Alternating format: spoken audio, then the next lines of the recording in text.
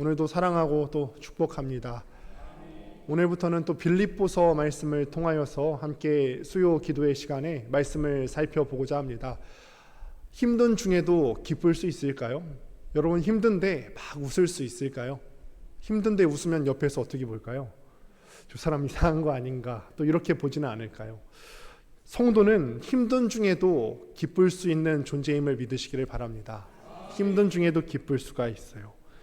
빌립보서라고 하는 서신을 함께 보실 텐데, 이 빌립보서는 정말 아름다운 서신이에요. 왜냐하면 다른 서신서들을 보게 되면 보통 그 서신을 받는 교회가 갖고 있는 문제와 어려움에 대해서 같이 다루게 되는데, 빌립보서는 그런 어려움을 다루기보다는 오히려 그 교회를 향한 감사와 기쁨을 충만하게 다루고 있어요.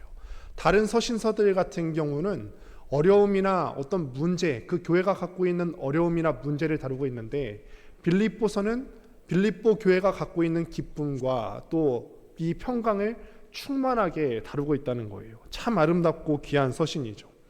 우리가 이 말씀을 먼저 들어가기에 앞서서 빌립보라고 하는 도시에 대해서 먼저 생각해 보실 텐데, 원래 이 빌립보라고 하는 지명은 어디서 왔냐면은, 여러분 알렉산더 대왕을 다 아십니까? 세계사 가운데서 아주 유명한 대왕 중에 한 사람이죠. 영웅 중에 한 사람입니다. 이 알렉산더 대왕의 아버지가 누군지 아세요? 알렉산더도 누군지 모르는데 아버지는 또 어떻게 알겠는가?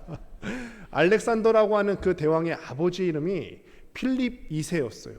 이 필립 2세가 이 지역을 점령하고 이 지역에 가치를 둬서 자기 이름을 따서 빌립보라고 하는 지명의 이름을 붙였습니다. 이후에 예수님께서 탄생하시기 전에 140년경에 로마 제국이 이 지역을 점령하게 됩니다. 그리고 AD BC 42년경에 여러분 성경에 보시면 가이사 아구스토라고 하는 이름을 아십니까? 아우구스토스라고 하는 황제 이름이 성경에서는 가이사 아구스토라고 하는데, 이 가이사 아구스토는 로마 제국 내에서 정적들이 굉장히 많았어요. 원래 정치인들이 정적들이 굉장히 많지 않습니까? 그런데 로마 제국 내에서 자기의 정적들을 제거하기 위해서 전쟁을 하게 되는데, 가이사 아구스토가 이 빌립보라고 하는 지역에서 자기의 정적을 제거하는 가장 큰 승리를 맛보게 됩니다. 그러니까 이 아구스토가 빌립보 지역에 대해서 굉장히 특별한 감정을 갖게 되겠죠. 그래서 이 빌립보라고 하는 지역에 여러 가지 특혜를 주게 됩니다. 당시 로마 시민들, 로마 제국 내에서만 쓸 수 있었던 공용어인 라틴어를 이 빌립보 지역에서 쓸 수 있도록 해주었고, 로마 군대가 상주시켜서 그 지역을 안전하게 보호했습니다.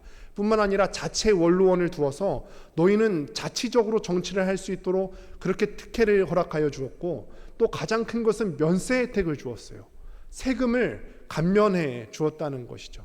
그래서 이 빌립보 지역에 있는 사람들은 로마 제국에 대한 충성도가 어땠을까요? 굉장히 높았겠죠. 로마 제국, 우리도 로마 시민들과 별 다를 바가 없다, 같다라고 하면서 로마 제국에 대한 충성도가 굉장히 높았고, 로마 시민이라고 하는 자부심이 많이 있었던 그런 지역이었어요. 이 빌립보에 교회가 시작이 되게 되죠. 빌립보에 교회가 시작되는 것은 사도행전 16장에 보면은 어떻게 교회가 시작되는지 자세히 나와 있습니다. 바울이 원래는 아시아 지역에 이 복음을 전하려고 했습니다. 아시아 지역에 복음을 전하려고 했는데 성령께서 이를 막으시죠. 그리고 이 바울의 발걸음을 유럽으로 보내게 됩니다. 그때 이 바울이 환상을 보게 되는데, 마게도냐, 꿈에서 마게도냐 사람이 자기를 부르는 환상을 보게 되고, 그래서 이 바울이 이 하나님의 부르심을 따라서 유럽의 그 모퉁이였던 마게도냐로 건너가서 복음을 전하게 되는데, 이 마게도냐 지역의 첫 성 이름이 바로 빌립보, 오늘 본문부터 다루게 되는 도성 빌립보였던 것입니다. 이렇게 보면은 바울은 일이 꼬인 것 같죠. 왜냐하면 자기는 원래 아시아 지역으로 가려고 했지만 자기의 계획이 꼬여서 그 유럽으로 가게 된 것 같습니다. 요즘 MBTI가 한참 유행인데, 만약 바울이 제2의 성향을 가졌다면 굉장히 스트레스를 받았을 것 같아요. 무슨 말씀인지 잘 모르시겠죠. 굉장히 계획적인 사람이었다면 계획이 뒤틀리는 거에 대해서 스트레스를 많이 받았을 것 같아요. 왜 내가 계획 세운 대로, 내 인생은 계획대로 되는 게 하나도 없지? 그런 마음도 혹여나 또 있을 수도 있지 않을까요?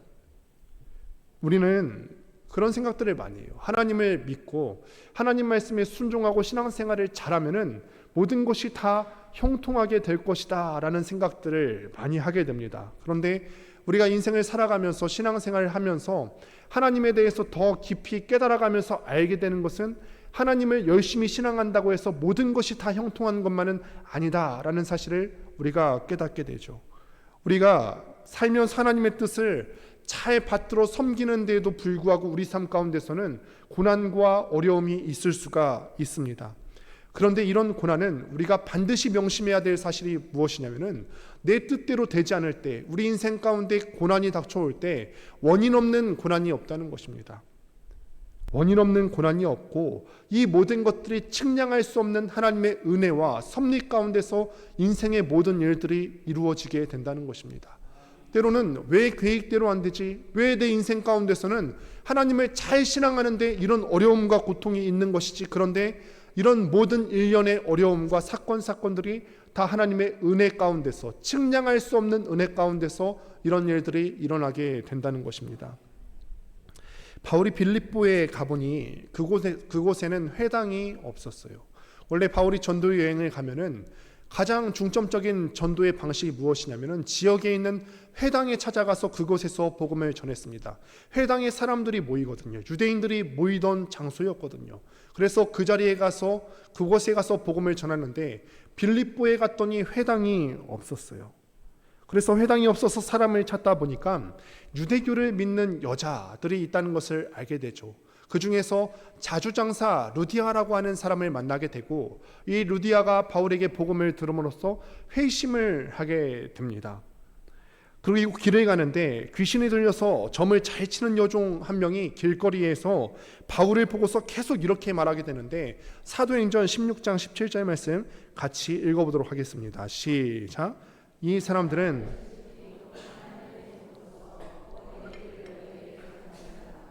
아멘. 귀신 들린 여자의 말입니다. 그런데 귀신 들린 여자의 말이 굉장히 정확했죠. 문제가 뭐죠? 이 말을 누가 했다는 거죠? 귀신 들린 사람이 했다는 게 문제예요. 그러니 바울로서는 이 말이 도움이 됐을까요? 안 됐을까요? 이 사람들은 하나님의 뜻을 전하는 사람이다. 이 사람들은 구원의 복음을 전하는 사람이다. 근데 이 말을 누가 했다고요? 귀신 들린 사람이 했어요. 이 말이 바울에게 도움이 됐을까요? 도움이 안 됐겠죠. 저도 그런 경험을 한 적이 있어요. 아주 오래전에 전철을 타고 가는데 남루한 차림의 어떤 분이 세수도 하지 않은 얼굴로 술 냄새를 풍기면서 큰 소리로 이렇게 말하는 거죠. 너희들 다 예수 믿어야 돼. 물론 우리가 복음을 전할 때 꼭 옷을 잘 입어야 될 필요는 없지만 남루한 모습으로 술에 취해서, 이게 결정적이죠. 술에 취해서 예수님을 믿어야 한다고 외치는데 옆에서 참 얼마나 마음이 불편했는지 모릅니다. 이렇게 귀신 들린 여종이 이 바울 일행을 향하여서 이 사람들은 구원의 복음을 전하는 하나님의 종들이다 귀담아 들으라고 하니까 이 바울 일행에게 있어서 도움이 안 되는 것입니다. 그래서 바울이 귀신을 내쫓으니까 어떤 일이 있었냐면은 원래 이 귀신 들린 여종이 점치는 것으로 수익을 얻던 주인들이 그 수익을 얻지 못하게 되는 일이 발생했죠. 그래서 이 주인들이 화가 나서 바울을 감옥에 가뒀습니다. 바울 입장에서는 억울하죠. 억울하지 않았을까요? 원래 아시아로 가려고 복음을 전하려고 계획을 세웠는데 하나님께서는 복음 전하는 게 그렇게 나쁜 일도 아닌데 그 뜻마저 꺾으시고 유럽으로 보내셨는데 그러셨으면은 복음 전하는 일에도 형통하게 해주셔야 되는 거 아니에요? 복음 전할 때마다 수천 명씩 회심해서 돌아오게 하나님께서 이렇게 해주시면 얼마나 좋을까요? 그런데 귀신을 내쫓고 하나님 말씀에 순종해서 유럽 지역에 복음을 전하다가 감옥에 갇히는 신세가 되고 만 것입니다. 그런데 감옥에 갇히니까 어떤 일들이 벌어졌죠? 이 빌립보 감옥에 갇혀서 어떤 일들이 벌어졌습니까? 감옥에 갇히지 않았다면은 만날 수 없었던 간수 한 사람을 만나게 되죠.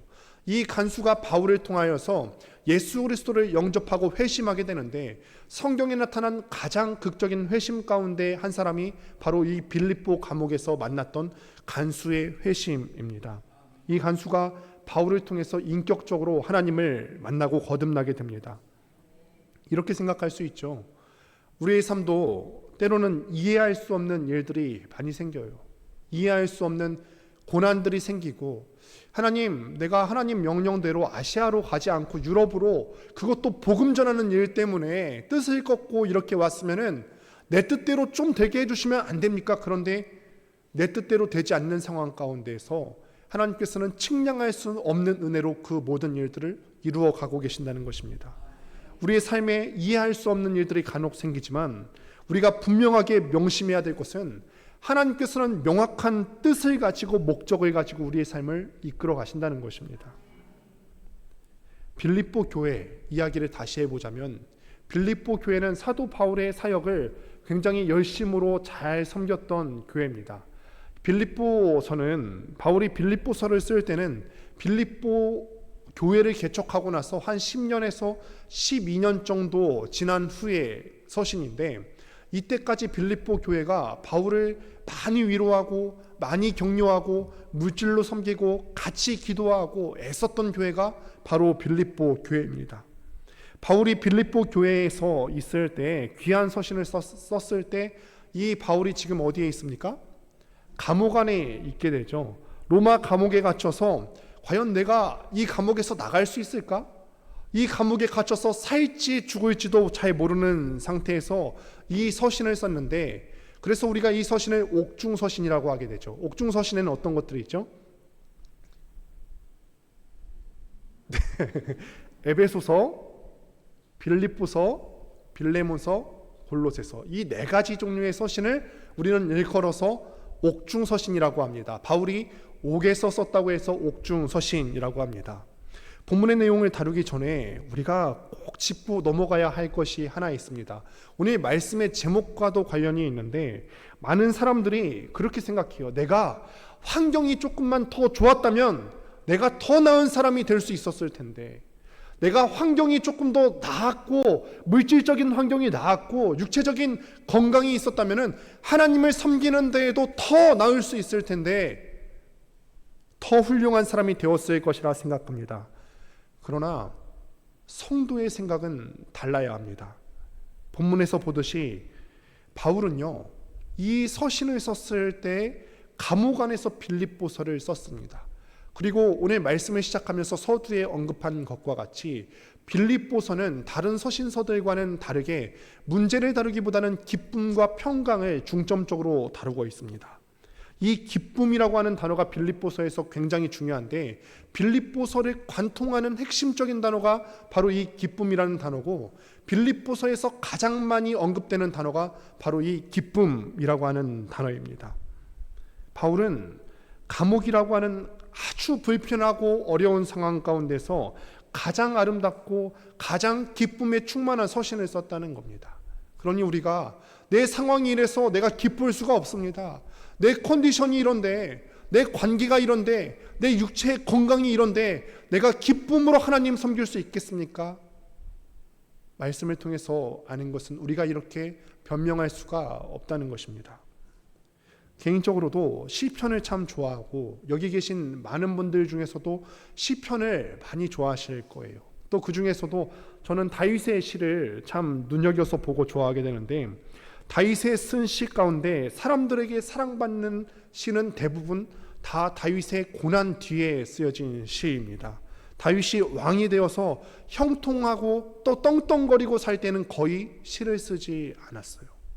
사람들이 흔히 생각할 때는, 흔히 말할 때는 최선의 상황이 최선의 결과를 만들어낼 것 같지만 성도는 달라야 한다는 것이죠. 시련이 있고 고통이 있을 때 성도는 놀랍게도 우리의 상황 가운데서 시련이 있고 고통이 있는 가운데서도 기쁨의 노래를 부를 수 있는 것이 성도라는 것입니다. 우리가 때로는 상황이 어려울 수 있지만, 때로는 우리가 뜻하지 않은 일을 경험하게 되지만, 우리가 이 시간에 바울과 또 다윗을 본받아서 가장 아름답고 기쁜 그런 삶의 시를 주님께 올려드릴 수 있게 되기를 바랍니다. 왜 그럴 수 있을까요? 우리가 왜 어려운 중에서도, 왜 바울과 다윗은 어려운 중에서도 이런 기쁨의 노래를 하나님 앞에 올려드릴 수 있을까? 그 이유는 성도는 중심이 다르기 때문에 그렇습니다. 중심이. 예수를 믿는 순간 우리에게는 어떤 변화가 일어나죠? 예수를 믿는 순간 우리는 입술에 고백이 드러나고, 먼저는 입술로 고백하고 그 다음에는 동시에 내면의 진실한 변화가 덩달아서 일어나게 됩니다. 성경은 이것을 마음이라고 부릅니다. 마음. 이 마음이라는 것은 어떤 속에 있는 무엇인가를 가리키는 것이 아니라 한 존재가 있다면 그 존재의 인격과 됨됨이의 중심, 이것이 바로 마음입니다. 이 마음이 예수를 믿는 순간에 변화를 경험하게 되죠. 그렇기 때문에 성도는 예수님을 믿게 되었을 때, 이 내면이 변화를 받게 되었을 때, 이전에는 내 상황 가운데 어려움이 있었을 때 그 어려움 가운데 무너졌었지만, 예수님을 믿고 난 이후로는 내 내면이 변화를 받았기 때문에 어려움에 굴하지 않고 기쁨의 노래를 주님 앞에 올려드릴 수 있게 되는 거죠. 열악하고 어려울 때도 다른 사람과는 다른 것을 읽어내고, 이 가운데서도 하나님의 뜻을 분별하고 또 구별해낼 수 있는 눈이 열려지게 된다는 것입니다. 내면만 바뀌는 게 아니죠. 하나님께서는 우리가 내면이 바뀌었을 때 바뀐 내면의 삶을 따라서 살 수 있도록 지속적으로 하나님의 말씀을 우리 가운데 열어주십니다. 변화된 마음과 허락하시는 말씀이 있고, 또 한 가지는 결정적으로 우리에게는 함께 하시는 보혜사 성령님이 계시죠. 모든 진실한 성도 안에는 성령 하나님께서 내주하고 계십니다. 이런 내면의 변화와 진리의 말씀과 성령님 때문에 우리가 어려운 환경을 만날지라도 기쁠 수가 있다는 거예요. 가장 열악하고 심지어 내가 사망의 음침한 골짜기를 간다 할지라도 성도는 내면이 변화된 사람이고, 성령께서 함께 하시고 말씀이 나와 함께 하고 있기 때문에 그 가운데서도 가장 기쁘고 아름다운 노래를 올려드릴 수가 있게 된다는 거죠. 우리가 살면서 환경의 영향을 전혀 받지 않는다는 것이 아니에요. 우리도 환경의 영향을 어느 정도 일정 부분 받게 되지만, 그러나 환경이 우리를 다스리거나 지배하지는 않습니다. 새가 우리의 머리 위를 날아다닐 수는 있죠. 그런데 일반 사람이라면 그 새가 우리 머리 위에 둥지를 틀게 두지 않듯이, 성도는 자기의 환경과 자기의 어려운 이런 열악한 상황들이 자기 삶을 지배하도록 내어두지 않습니다. 내면의 생명과 성령과 말씀이 없는 이 세상 사람들과 우리가 똑같으면 안 된다는 것이죠. 때로는 열악하고 아프고 고통스럽고 때로는 실패하는 그 자리에서도 최상의 아름다운 이야기들을 쏟아내고 또 고백과 노래를 만들어낼 줄 아는 사람들이 성도이고 하나님의 백성들인 줄로 믿습니다. 이것이 성도의 삶이고, 성도는 이 세상을 거스르고 세상 사람들과 다르게 살아가는 것입니다. 남들이 울 때 울고, 남들이 불평할 때 같이 불평하고, 남들이 이건 할 수 없는데, 이런 어려운 상황 가운데 할 수 없는데 생각할 때 나도 똑같이 할 수 없다고 말하며 살아서는 안 되죠. 성도는 세상 사람들이 보지 못하는 것을 보고, 듣지 못하는 것을 듣고, 말할 수 없는 것들을 말하는 사람들, 그렇게 이 세상을 살기 때문에 이 믿음으로 말미암아 감옥에서도 가장 아름다운 서신을 쓸 수가 있었다는 것입니다. 그 힘이 있다는 거죠. 감옥에 있든지 실패가 있든지 아픔이 있든지 우리 삶 가운데 눈물이 있든지 우리의 생을 아름답고 복되게 만드는 그런 믿음의 비밀이 우리 안에 역사하고 작동해야 될 줄로 믿습니다. 이 귀한 서신을 지금 누가 쓰고 있죠? 바울과 디모데가 쓰고 있습니다. 그들의 이름이 보내는 사람으로 나옵니다. 디모데가 등장했었던 이유는 빌립보 교회를 개척했을 때 디모데가 함께 했기 때문입니다. 2차 복음 전도를 할 때 바울과 실라, 디모데와 누가가 함께 갔습니다. 그들이 함께 교회를 개척했고, 그리고 빌립보서 2장에 나오듯 디모데는 다른 모든 사람들이 바울을 버리고 떠나갔을 때에도 끝까지 바울과 함께 했던 사람이에요. 그래서 디모데의 이름이 이 발신자의 이름에 함께 등장하게 되죠.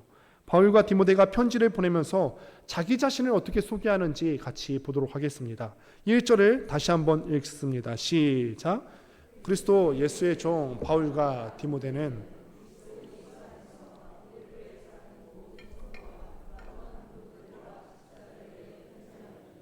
아멘. 자신들을 가리켜서 뭐라고 하죠? 그리스도 예수의 종이라고 부릅니다. 세상 사람들과는 많이 다른 표현 방식이죠. 요즘은 자기 PR의 시대라고 해서 소위 말하면 자기 잘난 척을 많이 해야 살아남는 시대라고 해요. 명함 한 장을 건네도 그 안에 종이라고 쓰는 사람은 없잖아요.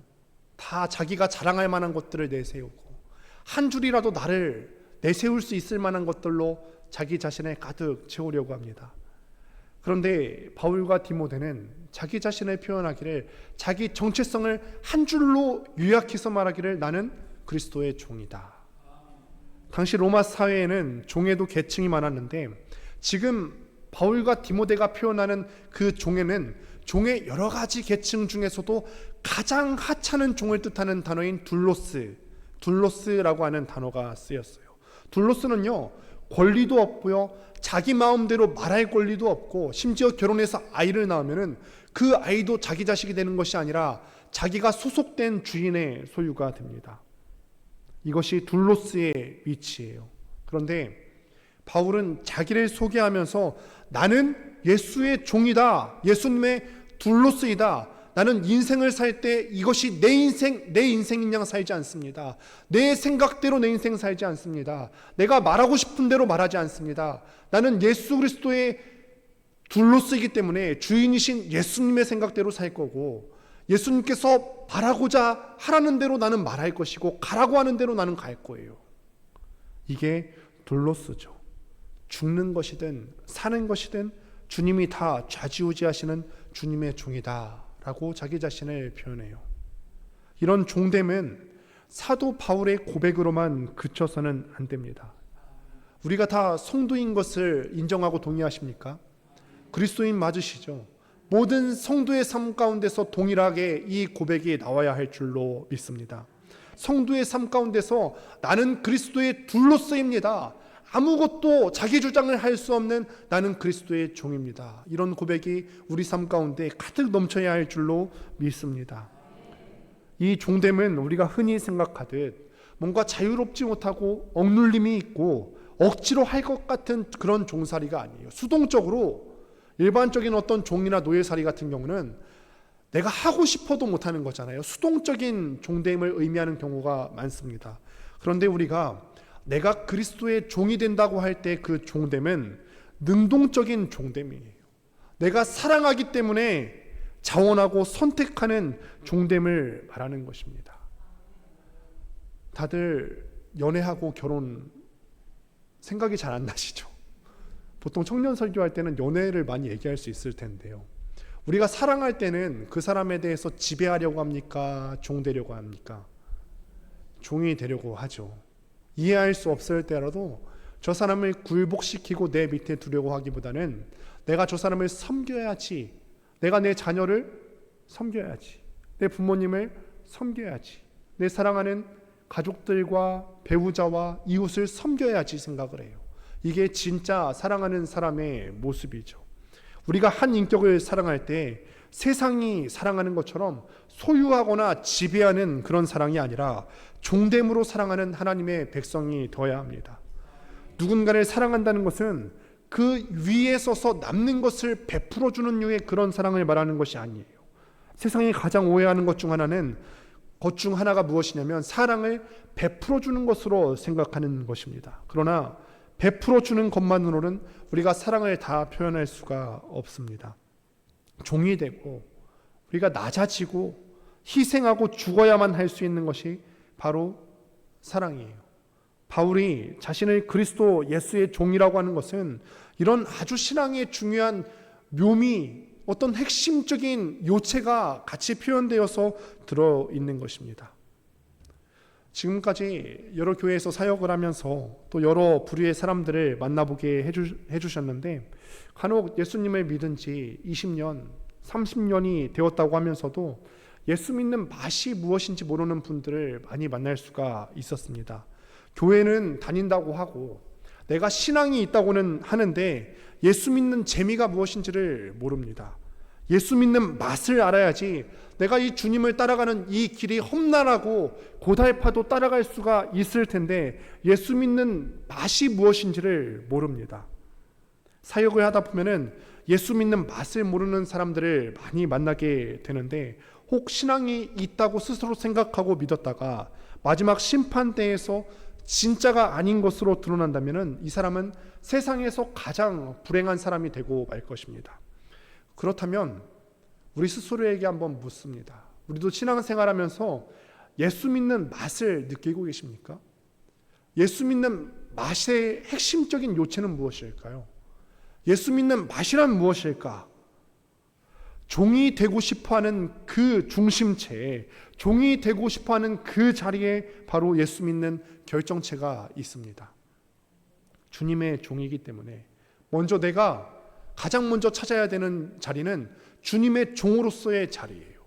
주님의 종만 될 뿐이 아니라 이웃에 있는 내 옆에 있는 성도들을 바라볼 때에도 성도는 나의 주군 대신 나의 주인이신 주님께서 사랑하는 성도니까 저 사람의 종도 되어야 되겠다. 그래서 수동적으로 종됨을 자처하는 것이 아니라 능동적으로 사랑하기 때문에 자원해서 종되는 그 자리에 예수 믿는 맛이 있다는 것입니다. 교회 안에서도 힘을 가지고 영향력을 끼치려고 하는 사람들이 간혹 있습니다. 아직도 예수 믿는 맛을 모르고 하는 어리석은 행동입니다. 예수 믿는 맛을 아는 사람은 우리가 먼저는 그리스도의 종이 되어야 되고 두 번째로는 내 옆에 있는 사람들의 종이 되어야 할 줄로 믿습니다. 사랑하는 여러분, 교회의 주인이 오직 주님뿐이심을 인정하십니까? 이 교회의 주인은 오직 주님이십니다. 모든 성도가 하나같이 머리이시고 참 주인이신 그리스도께 복종해야 되죠. 성령님의 도우심을 받아서 내가 자각을 갖고 또 말씀이 열어주는 그 은혜를 따라서 주님께 순종하면서 그 주님을 중심으로 함께 움직여야 한다는 것입니다. 교회를 섬기면서 각자 교회에 대한 꿈이 있지 않습니까? 우리 교회는 이런 교회 됐으면 좋겠다라고 하는 꿈이 있으시죠. 저도 교회를 향한 꿈이 있습니다. 언젠가도 한번 말씀을 드린 바가 있는데 제가 원하는 꿈이 이것이에요. 성도가 누가 먼저라 할 것이 없이 서로 종노릇하는 거예요. 우리 모든 걷는교회 성도들이 함께 모여서 내가 당신의 종처럼 섬기겠습니다, 이런 마음이 있다면 얼마나 행복한 교회 될까요? 바울이 사랑하고 자원함으로 주의 종이 되고 종처럼 희생하고 사람들을 섬기고, 바울이 섬겼을 때 섬기던 그 사람이 부유하게 됐어요. 가치 있게 하고 복되게 했어요. 내가 섬기는 그 사람이 나 때문에 부유하게 되고 복되게 되었습니다. 바울처럼 이 교회에 모이는 모든 성도가 하나같이 사회적인 신분과 지위와 재능과 그 어떤 것에 상관없이 모여서 힘을 다해서 서로 종노릇함으로 상대를 부유하게 하고 또 가치 있게 하고 나 때문에 상대를 존귀하게 만들어주는 것, 이것이 제가 꿈꾸는 교회의 모습이에요. 숫자가 몇이든 상관없습니다. 여러분, 새생명 축제에 대해서 혹여나 오해하실 수 있는데 새생명 축제를 하는 이유는 숫자가 중요해서가 아니라 그것이 주님께서 원하는 복음 전파의 사명이기 때문에 그런 거예요.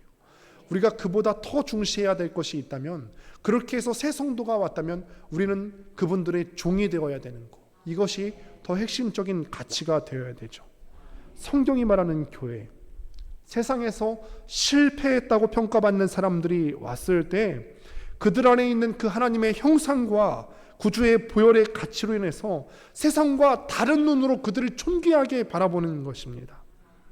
신체적으로 혹은 정서적으로 아픈 장애인들이 왔을 때 우리가 그렇게 바라보면 안 돼요. 그들을 마치 실패한 사람같이, 그들에게는 하나님의 형상이나 아니면 주님께서 주신 고유한 가치가 없는 것처럼 우리가 바라봐서는 안 되죠. 장애인과 비장애인이 자유롭게 교통하는 교회, 세상에서 실패하고 가난하고 도태된 사람들이 세상에서 거꾸로 성공하고 돈 많은 사람들을 절대로 시기하거나 정죄하지 않는 교회, 서로가 서로의 종이 되는 그런 교회가 되었으면 좋겠습니다. 그런 교회에서 사람들을 부리고요, 사람들에게 있어서 큰 소리 치고 영향력을 미치려고 하는 것은 어리석은 사람들이나 하는 일입니다. 힘을 다해서 내가 어느 자리에서 저 영혼을 섬길 수 있을까? 계속해서 능동적으로 처소를 찾아내야 되죠. 그냥 가만히 있는 것이 아니라 뭐라도 더 섬길 수 있는 자리가 없을까? 저 사람을 섬길 수 있는 자리가 없을까? 교회에서 사역을 하면서 중요한 것은 일이 아니라 사람이 보여야 할 줄로 믿습니다. 이 땅을 살면서 우리의 소원은 무엇입니까? 많은 부모가 자녀에게 소원이 있지 않습니까? 이 자녀가 어떻게 되었으면 좋겠어요? 지금 우리가 결단하셨잖아요. 나는 종이 되는 삶을 살겠습니다. 그리고 인정하셨잖아요. 야, 내가 남의 종 되는 사람, 종 되는 인생이 바로 하나님 앞에 복된 길이구나. 지금 동의하셨죠. 이것이 내 자식에게도 해당될까요? 내 자식이 종 노릇할 수 있을까요? 이 질문 앞에서는 무거워지죠. 우리는 자식을 기를 때 어떻게 하면 잘 기르는 것일까요? 좋은 대학 가고 많은 재물을 벌고 그랬으면 좋겠다 생각하시는 분들은 아직까지 첫 번째 질문에 대한 답도 찾지 못하신 거예요. 우리가 남의 종 노릇하는 것이 하나님 나라 안에서 참되고 복된 길이라는 것을 깨달았으면 우리의 자식들도 그렇게 되기를 원하셔야죠. 학벌이 중요한 게 아니라 남들을 섬기는 종 노릇하는 인생을 살아라. 종 노릇하라는 게 비천하게 살라는 그런 뜻이 아니라 남을 섬기는 사람이 되어야 되겠다. 내 자녀가 공부해서 돈을 벌어서 그것으로 끝나는 것이 아니라 너는 남을 섬기는 사람이 되어라. 그래서 너로 인해서 다른 사람들을 부유하게 만들어 주어라. 그게 아브라함이 받았던 약속 아닙니까? 너를 통하여서 축복의 통로가 될 것이다. 복의 근원이 되게 해주겠다. 사람들의 존경을 받고 인정을 받는다고 잘 기른 것이 아니라는 거죠.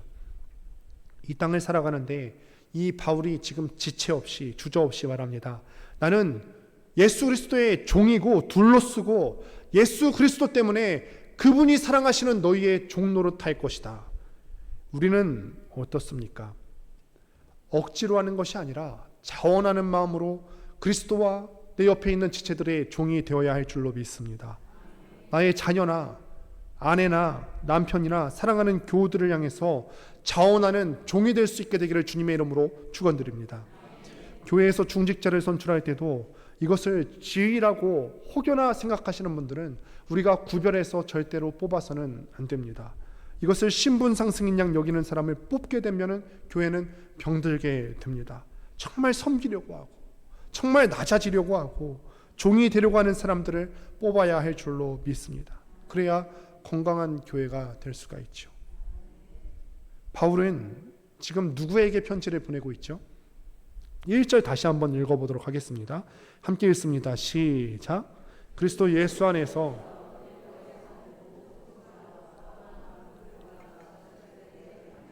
아멘. 여기서 감독은 오늘날로 말하게 되면 장로를 뜻하는 것입니다. 장로는 직분을 가리키는 것이고 감독은 역할, 기능을 가리키는 것입니다. 같은 것을 가리킨다고 보시면 좋습니다. 이 감독을 영어로 보게 되면은 오버시어라고 보게 되는데 두루 살핀다라는 뜻이 있죠. 오버시, 넘어서 보다, 넘어서 보는 사람. 그럼 이 감독이 무엇을 넘어서 봐야 되죠? 교회 안에 있는 사람들을 두루 넘어서 다 살피는 거예요. 성도를 돌아보면서 저 성도가 영적으로 건강한지 살펴야 되고 어두운 데서 홀로 외로워하거나 고통받는 성도는 없는지 성도의 안녕과 참된 복락을 돌보는 사람이 바로 장로입니다. 그리고 그 일을 장로가 다 할 수 없기 때문에 집사를 세우는 거죠. 한마디로 모든 사람들이 다 오버시어 함께 두루두루 살펴보는 직분을 감당해야 된다는 거예요. 함께 살펴봐야 되죠. 집사님들께서는 돌봄이 필요한 성도들에게 필요를 공급할 수가 있어야 되고 때로는 물질도 나눠줄 수 있어야 되고 과부와 고아들을 돌보는 사람입니다.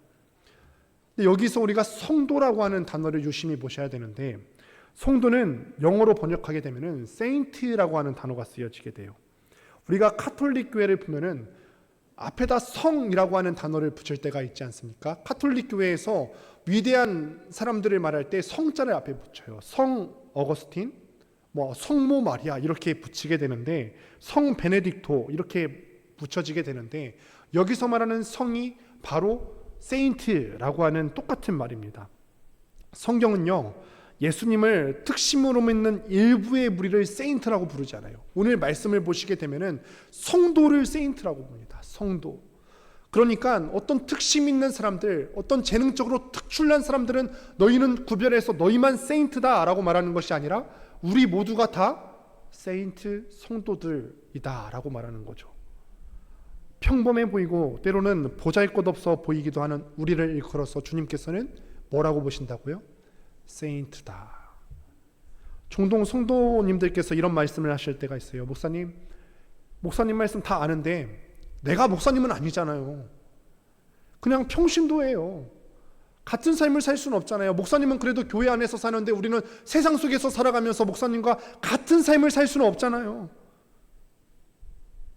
그런데 우리가 지금 방금 말씀을 통해서 깨달았듯이 그냥 평신도는 없습니다. 그것은 성경적인 개념이 아니에요. 모든 성도는 세인트예요. 모든 성도는 주님께서 구별하신 성도입니다. 여기 앞에 있는 목사인 저나 직분을 맡으신 분들이나 이 자리에 모이신 모든 분들은 하나님께서 어떻게 보신다고요? 세인트라고 보신다는 거예요. 나는 목사니까 이렇게 살고 너는 평신도니까 저렇게 살아라 라고 하는 것은 절대로 주님께서 뜻하신 바가 아니에요. 모든 예수 그리스도를 믿고 진실되게 회심한 성도를 하나같이 주님께서는 세인트로 살도록 부르신 것이 하나님의 구원의 목적입니다. 모든 성도가 그래서 하나같이 보석처럼 귀하고 소중합니다. 여기 중에서 있으나마나한 사람은 아무도 없습니다. 나는 저 사람에 대해서 봉사도 별로 안 하는 것 같고 이 교회에서 비중이 없는 것 같은데 나는 소중하지 않은 존재인 것 같은데 그런 사람 여기 없습니다. 성경은 세상이 흔히 말하는 방식으로 재능 있고 능력 있고 특출나고 두드러진 사람만 성도라고 말하지 않습니다. 평범해 보이는 97%의 성도, 심지어 실패한 것 같아 보이는 3%의 성도조차 주님 앞에서는 절대적인 가치, 보석과 같은 가치를 지니고 있다는 거예요. 절대로 우리가 속아서는 안 돼요.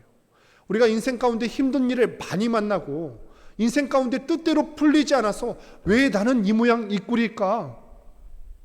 마귀가 하는 소리예요. 마귀가 우리의 삶을 향하여서 자꾸 낭망하게 만듭니다. 너는 있으나마나한 사람이야. 너 같은 사람이 뭘 할 수 있겠어?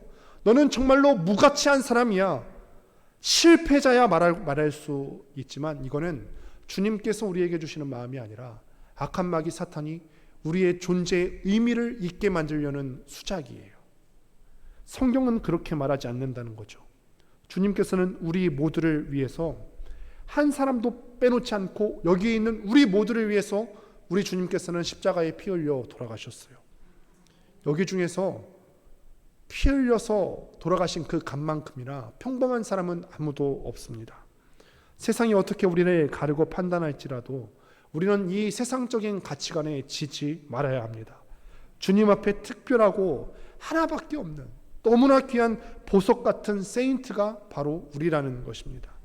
이런 성도에게 하나님께서 약속하시는 바가 있는데 바로 놀라운 복을 주십니다. 어떤 복을 주시는지 2절 말씀을 같이 한번 읽어보도록 하겠습니다. 함께 읽습니다. 시작.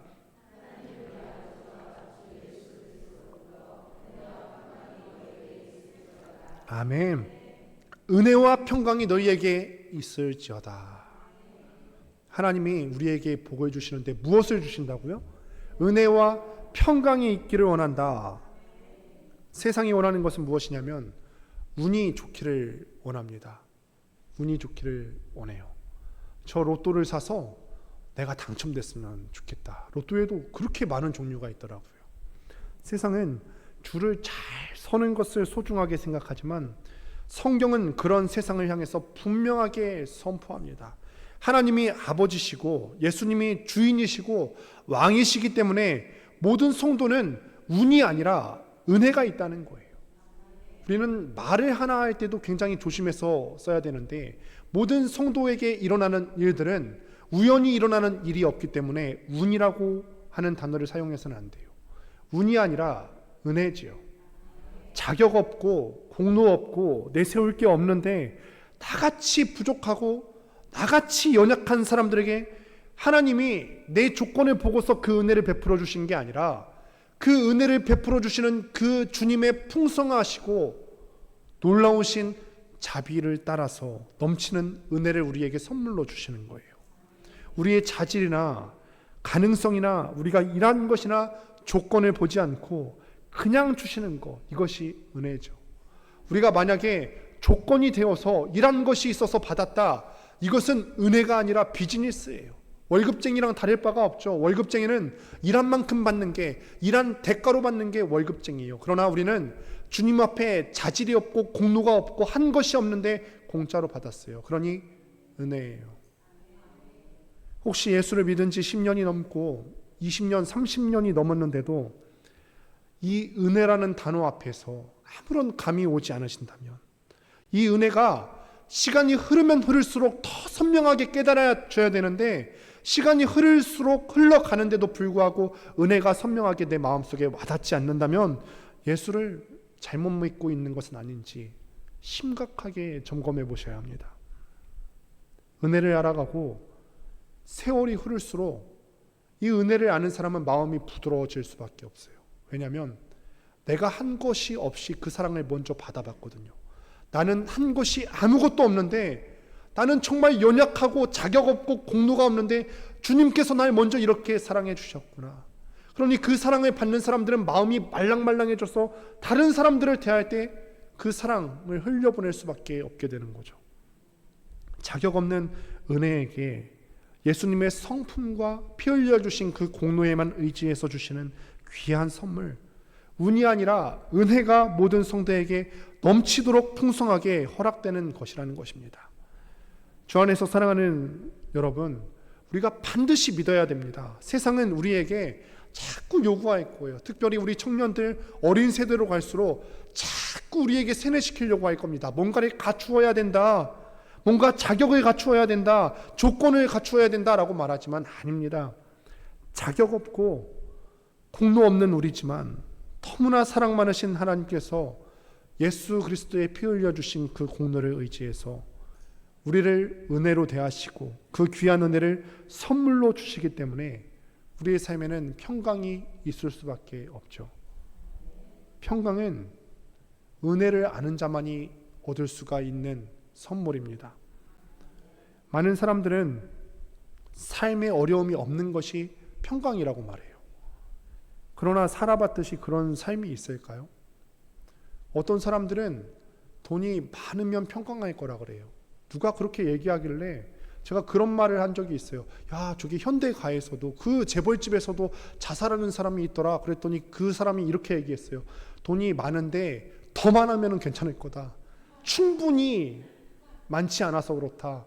도대체 얼마나 충분히 많으면 현대가 재벌보다 많을 수 있을까요? 우리의 삶이요, 시련과 문제로부터 완전히 해방되고 면제되는 것은 불가능합니다. 그런데 감옥 안에서도요, 평강이 있을 수 있고 자유가 있을 수 있고 기쁨이 있을 수가 있습니다. 감사와 기쁨이 쏟아지는 거예요. 바울이 먼저 보여주지 않았습니까? 옥중서신이라고 불리는 이 빌립보서 안에서 가장 많이 나오는 단어가 어떤 단어라고요? 기쁨. 옥중에서 기쁨이 나올 수 있습니까? 나올 수 있습니다.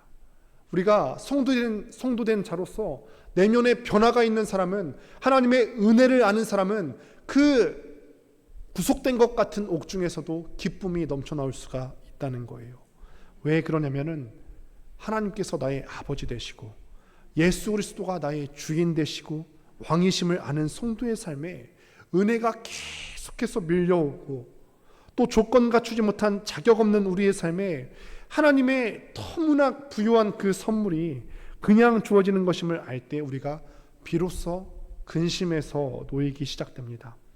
경쟁에서 이겨야 된다는 눌림에서 놓이게 되면서부터 우리가 비로소 평강을 누리게 됩니다. 참된 자유가 있어야지 이 사람들 삶 가운데 기쁨과 평강과 희락이 넘쳐나게 됩니다. 말씀을 맺습니다. 여러분, 우리가 힘든 중에도 기쁠 수가 있겠습니까? 옥중에서도 기뻤던 그 바울의 기쁨, 우리도 누릴 수가 있겠습니까? 주님을 알고 우리가 신앙생활을 할수록 은혜가 무엇인지를 알고 은혜가 가져다주는 평강과 자유가 무엇인지를 아는 사람들에게는 무엇이냐면 희락과 자유가 있어요. 감옥 안에서도 노래가 있고, 다윗처럼 그런 고난 가운데서도 그 사망의 음침한 골짜기를 다닐지라도 해를 두려워하지 않는다고 했던 다윗의 고백처럼 우리 마음 가운데 평안이 있다는 것입니다. 세상이 이해할 수 없는 기쁨과 평강과 자유가 성도된 자의 삶 가운데 있습니다. 머리로 한번 그려보십시오. 우리가 이 땅을 그렇게 살아간다고, 지금 말씀처럼 살아간다고 한번 생각해 보십시오. 다 같이 자격 없는 자에게 주시는 이 귀한 은혜와 평강이 나의 삶 가운데 흘러넘치고, 그렇게 해서 평강으로 변화된 나의 삶이 다른 이웃을 만날 때 나 때문에 다른 사람도 평강하게 되는 거예요. 나 때문에 내가 먼저 평강 누린 자로서 내가 그 가정에 들어갈 때 나 때문에 우리 가정에 평안이 넘치고, 나 때문에 내가 직장 갔을 때 우리 직장 가운데 평강이 넘치고, 내가 은혜를 먼저 체험한 자로서 은혜를 전달할 때 나 때문에 모든 사람들이 예수 그리스도의 은혜를 깨닫게 된다 생각해 보시기를 바랍니다. 우리가 살아갈 때 우리의 모든 상황과 환경 가운데서 이런 어려움을 면제할 수는 없지만, 그 가운데서 우리가 내면의 진실된 변화를 통하여서 평강과 기쁨을 누릴 수 있게 되는 여러분들 되시기를 주님의 이름으로 축원드립니다.